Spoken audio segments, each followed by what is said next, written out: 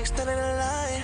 I ain't wasting all my time. You and me, girl, we match like we got one lifeline. Hey everybody. Yes, this young man right here will be performing in Anniston's Downtown After Dark music series next Friday, October the 4th. That will be taking place from 7 p.m. to 9 p.m. And then right after that, he's going to open up for Oxford Fest on October the 5th from, I believe, as early as 7 a.m. But we're gonna clean all of this up because you know why? We're going to meet him. He's right here with me in the studio. We're talking about Chris Voice. We're gonna meet him when we come right back. You know why? Because if it's local, it certainly does matter. Yes. Let me see you move. Love never felt so good. Can't I die if it never could. Not like you. Hey everybody, welcome back to Local Matters. We're living local, never felt so good. It certainly feels good to have a professional artist here with me. He's homegrown. His name is Chris Voice, and he is here to talk about all of his major accomplishments. He's here to talk about his performances with Anniston's Downtown After music series, and also his performances with Oxford Fest taking place all of this next week. Chris, welcome. Welcome to Local Matters. Thank you. Thank you so much for having me. What man. an honor. Yeah, it is. Oh it's my a big gosh. honor. I watch this show a lot, but thank you. I'm glad to be here, because local does matter. It you know, really and, does. And at times I kind of dislike being referred to as a local artist, but before you go global, you got to be local. That's true. You got to touch the people. So at the end of the day, I'm happy to be here. Thank you so much for having me. Yes, tell me a little bit. I know next weekend, Chris, you're going to be performing in Anniston on October the 4th. Mm-hmm. Next weekend, you're going to be in Oxford also that Saturday morning. But before we talk a little bit about that, you are from right here, Hobson City. Mm-hmm. There are people who are going to be watching this show, especially out on YouTube, who have never heard of Hobson City, Alabama. Right. Tell us a little bit about Hobson City, Alabama. Man, Hobson City is my hometown first and foremost. It's one of the first black towns in America. You can Yes. look it up. We got one traffic light there, but we are on the come up. And I'm happy and so proud to be from that area. And I have to let people know. I'm doing shows out in Texas, Vegas, everywhere, and I'm saying, I'm from Hobson City, Alabama. Do you know where that is? If you don't, pull out your phone right now and look it up. Right, So yeah. putting people in the know of these small towns, because there's a lot of talent out there. Yes. A whole lot of talent. Yes. Hobson City, I like the way it's positioned along with Anniston, Oxford, just an hour away. Right. Either way. Mm-hmm. You know, an hour, you get in your car, head I-20 East, you're in Atlanta. Right. Head I-20 West, you're in Birmingham. Mm-hmm. That obviously had to have some bearing on how you were able to grow as a professional artist. Talk to me about whom you may have met, Birmingham, Atlanta. Right. Prior to me moving to Atlanta, when I first graduated high school, I was contacted by a guy named Donis Howard. He had a vision for a group called Hamilton Park, and he thought that I fit the bill. So he started sending me Greyhound tickets. I was getting on the Greyhound every weekend, going out there, getting off the bus and getting in his car and riding out to his home where we worked on music. I met the guys for the first time. It was just the whole experience, and we grinded for 7 years. But I was able to do that because of the location that I was in. And at the time, I did not have a car, so the Greyhound was that carry to to Atlanta. To Atlanta. I wasn't really doing much in Birmingham at the time, but as a solo artist, I started getting bookings in Birmingham. So really recently I've been able to go up to Birmingham and experience there and do different things. I've shot a few videos up there, had a few shows, made a few radio connects as well, but my real base stems from Atlanta. From Atlanta. Yeah. Shout out to Andre Harrell too. He just passed away a few years ago, but that's the same guy that discovered Jodeci, Guy, I'll Be Sure, oddly enough, P. Diddy. But well, we don't really want to talk about but, Diddy right now. Yeah, but still. But this is somebody that you had a relationship with and worked with. Yes, he was. He came to our house at the time. He saw what we had going on. He at the time he was doing a talent search in Atlanta, and he was at the radio station, and Maria Moore had asked him had he heard of the group Hamilton Park. And my manager at the time, one of my co-managers at the time, was working for Atlantic, and he was actually in charge of taking Andre Harrell around on like the itinerary as far as that. And when she asked him, when Maria Moore had asked him had he heard of Hamilton Park, he said no. And she was like, well, that's odd, because you're sitting here with their manager right now. And he was like, why haven't you told me about these guys?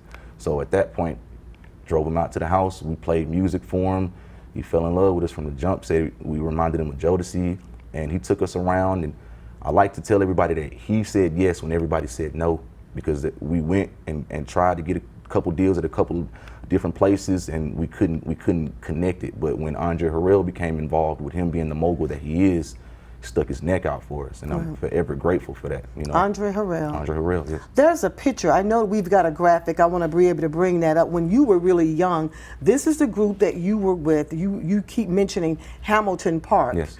And I knew the song. I listened to it last night, but I didn't know it was Hamilton Park. I actually thought it was Jodeci. I thought it was another whole group. Right. Yeah, I was not aware that it was Hamilton Park. Mm-hmm. You mentioned you graduated high school. Is when you started really making these acquaintances over in Atlanta. What high school did you graduate from? I graduated from Oxford High School. I'm an Oxford Yellow Jacket. Oxford Yellow Jacket.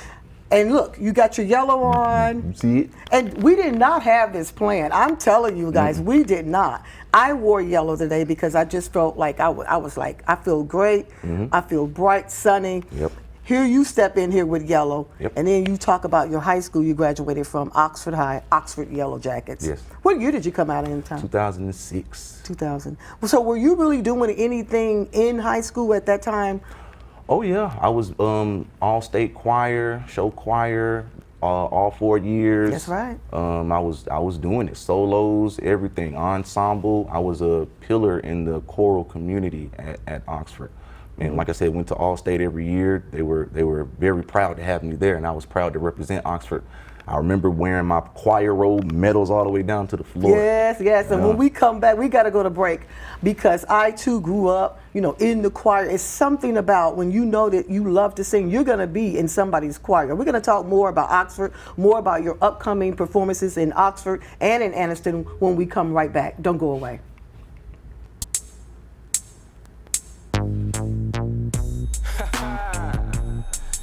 Yeah, it's Hamilton Park, ladies. And we gotta pay homage to the godfathers of the game.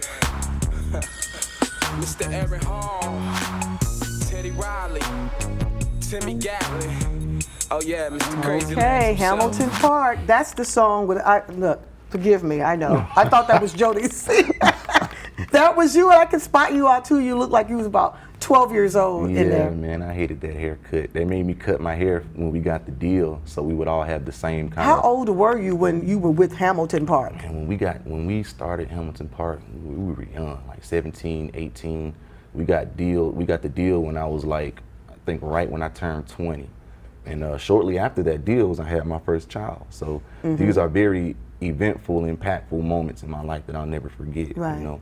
And just a quick story about that. I remember when we were, after we went to the Atlantic meeting, and Andre Harrell told us, all right, guys, I'm gonna put y'all in this room. I need y'all to let loose. I'm talking about we went in there like pit bulls. We jumping on the tables, we dancing and singing, and they loved it. And shortly after that, I got the phone call about my daughter being born, and Andre Harrell, he was like, I'm putting you on the first thing smoking back to Atlanta. And I was there right in time to see my daughter being born.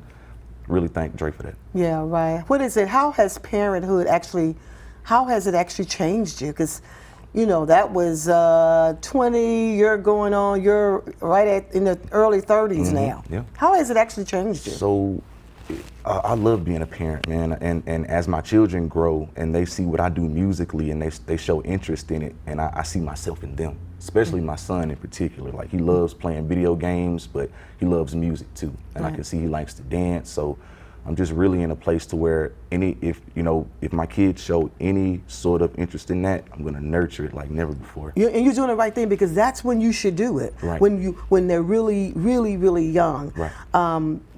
I'm not trying to put my parents on blast, but I don't think they nurtured my talent enough. I mean, I was 2, 3 years old. Yeah. My mom tells me walking around with a brush. You know, you can tell I'm telling my age now. She said I was walking around singing Aretha Franklin's Right. "Respect," going R-E-A-E-E. But she said I had it in me, and I was. Right. But they didn't really push that. Right. And I think when you see it very early, I can already imagine you had to have fell in love with music when you were younger than Hamilton Park. Right. My grandmother, Janie Walker, she just recently passed away this year, so that was very hard for me. But she was the one who took me to church every Sunday and asked me to get up and sing her favorite song. And in that was What was where her favorite song? I'm looking for my Jesus way out on the hill. It was a kid's song, but at the end of the day, in the choir, I would lead that solo. And she used to love to hear me sing that song. So she would say, "You get up and sing that song, and after church, I'll take you to McDonald's, get you a Happy Meal." So only thing that was going through my mind at the time was Happy Meal, Happy Meal, Happy Meal. I want Right. to sing the song for my grandma so I can get a Happy Meal. Right. And that it went from there to everything that it is now. Wow. Just, you know, singing, you know, you at that time weren't thinking, I'm singing for the Lord, I'm touching souls, I'm inspiring people. But sitting here now, I get a sense that you've been in the industry long enough to know that it's not just about you. No, at this point, I definitely have realized that. And I remember going through the industry for a long time, feeling like it was about me, wondering why I had certain blockages, why certain things wasn't happening. But you know, substance and in your music is a very real thing, especially these days when there's not a lot of substance in music. So you stand out by having some sort of degree of substance and making sure that there's a message in there and just carrying yourself positively. When you say substance, and I like that too, because I definitely feel that, but we come from 2, 3 different generations. When I listen to some of the music now, I say, well, I really like the beat, but the content of it is really not saying anything. Right. What is your favorite genre of music? Oddly enough, I like trap music. Now see, I'm sitting here like, what is trap music? I like rap just pretty much, but it's like just the down south hip hop. You know, like I got favorite artists like Future and Young Thug and different people like that. I like the beats. I like their melodicness. These particular artists do like that rap sing type of thing, so they could be classified in certain songs and certain moods as singing. So I like to take from that and pull from that too. But you know, I'm R&B all the way though. Who have you opened up for when we think about you're opening up for these heavy liners? Who have you, and heavy hitters, who have you opened up for? So many people, man. From Young Jock to Lil Baby to Young Dro to Jacquees. Me and Jacquees did a show in Homestead, Texas. That was great. He was booked for a private birthday party, and I was actually booked for the same party. And I ended up opening up for him. So we were able to meet, you know, it was a small, intimate area. And this was on his come up as well. So, you know, just doing different things like that. T-Pain, I opened up for T-Pain. Oh, I love T-Pain, right back here. in the early 2000s, Yeah, yes. opened up for T-Pain right here at Pure when they brought him down here to Pure one year. And Young Blue as well. I've actually engineered for Young Blue, done a couple things for Young Blue. Yeah, So, yeah.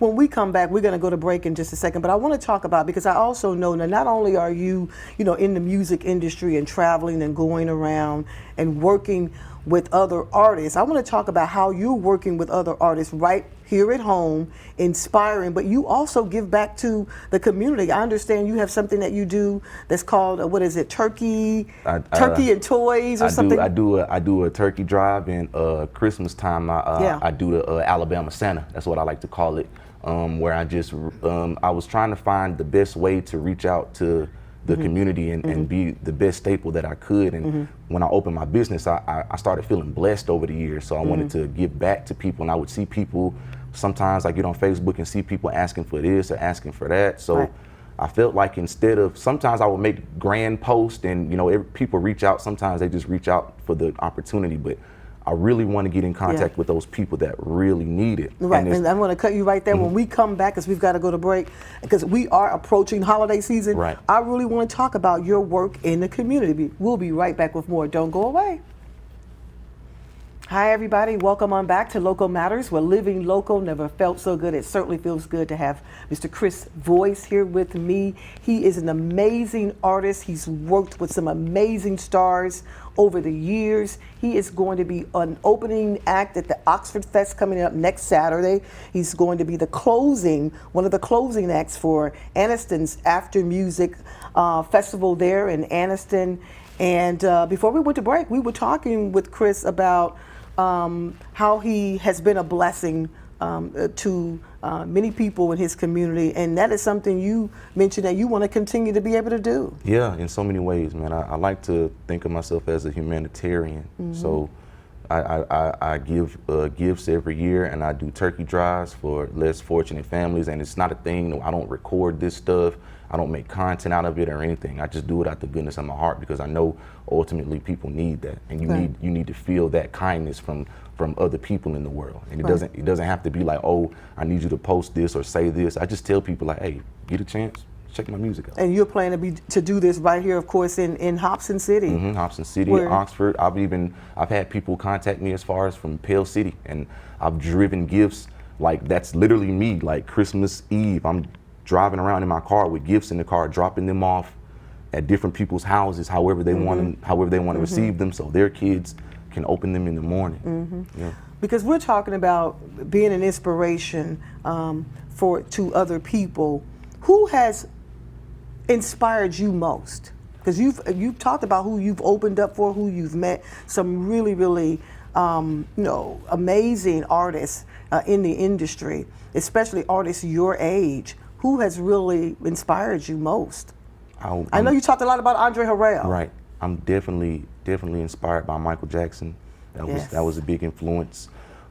Stevie Wonder, Music Soul Child, John Legend in particular because of his acts of humanitarianism. I love how he does things for the people.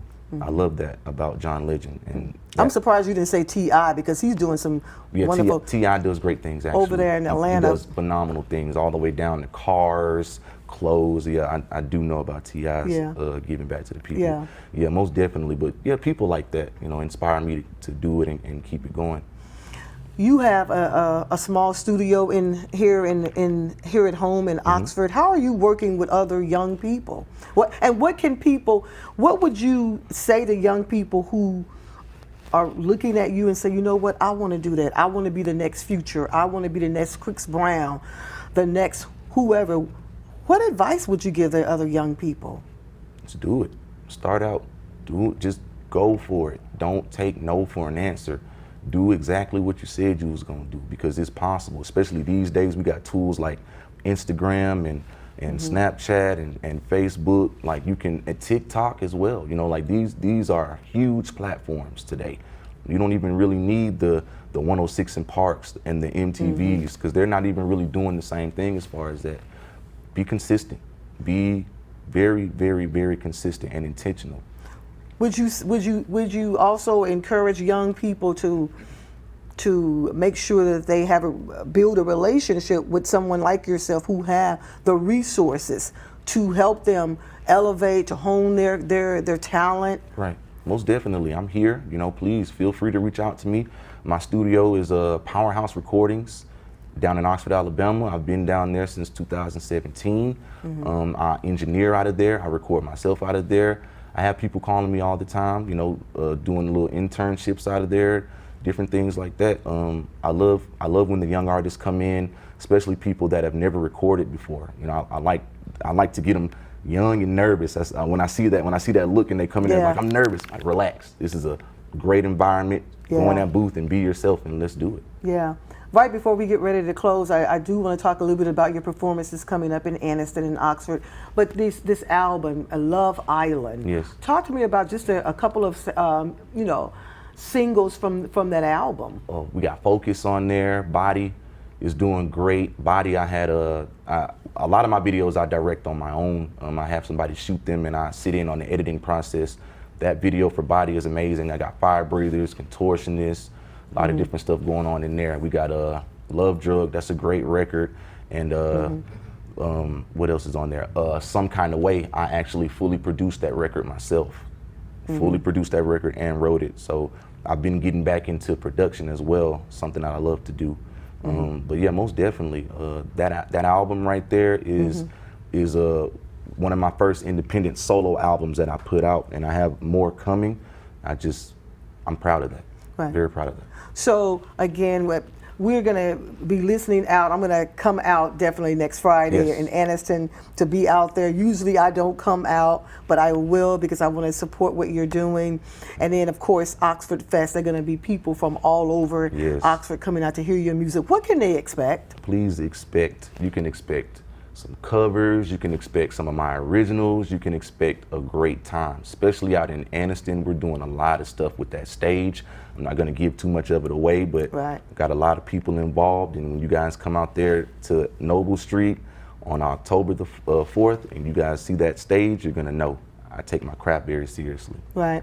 I'm sure you do. And I know that where can people actually go and find your music out on YouTube? What should they? I know you by Chris Voice. Yes. They can just put that in, just Chris Voice. And Chris Voice everywhere, and real Chris Voice on Instagram, Chris Voice on Facebook. You can literally Google me and find me. I keep everything the way that it's supposed to be as far as that. Really easy to find. Chris Voice, iTunes, Spotify, everywhere. Well, Chris, this certainly has been a pleasure and an honor having you here on Local Matters, because you know why? As you mentioned earlier, I don't care how big you are. It all starts right at home. It all starts local. Right. Thank you for coming, and thanking you for watching Local Matters. And we'll see you out in Anniston next Friday night and in Oxford next Saturday morning. Yep. Bye, everybody.